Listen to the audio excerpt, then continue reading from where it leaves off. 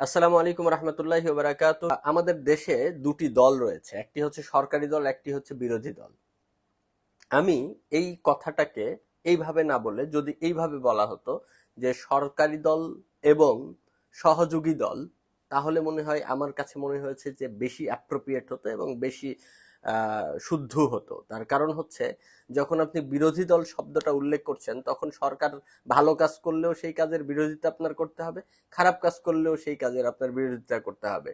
কিন্তু যখন আপনি সরকারি দলের সাথে সহযোগী দলটা উল্লেখ করবেন, তখন তারা নিজেরাই বুঝবে যে আমরা সরকারকে সহযোগিতা করার জন্য এখানে এসেছি।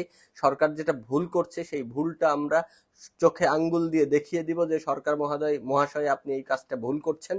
আর যেই কাজটা সঠিক করবে সেই কাজটাতে সরকারি দলকেও সহযোগিতা করবে। এই কারণেই বিরোধী দল বা সহযোগী দলকে আমরা নির্বাচিত করে সংসদে পাঠাই। কিন্তু আমাদের দেশের পরিপ্রেক্ষিতে যেটা দেখা যাচ্ছে সেটা হচ্ছে, সরকারি দলের বিরোধিতা করাই হচ্ছে বিরোধী দলের কাজ। আসলে বিরোধিতা করাই শুধু বিরোধী দলের কাজ নয়, বরং গঠনমূলক সমালোচনা করে তাদের ভুলটাকে ভুল হিসাবে তাদের চোখে আঙ্গুল দিয়ে দেখিয়ে দেওয়া এবং সঠিকটা যেটা করবে সরকারি দল সেখানে সহযোগিতা করা, এটাই বিরোধী দলের কাজ। তাই আমরা বিরোধী দল নিজেদেরকে মনে না করে আমরা সহযোগী দল হিসাবে নিজেদেরকে জাতির সম্মুখে পেশ করি এবং সেভাবেই আমাদের দলের কার্যপ্রণালী এবং গঠন এবং কাঠামো গঠন করি আমরা। আল্লাহ রাব্বুল আলামিন আমাদের সেই তৌফিক দান করুক। যদি আমরা এটা করতে পারি তাহলে বাংলাদেশ সামনের দিকে এগিয়ে যাবে।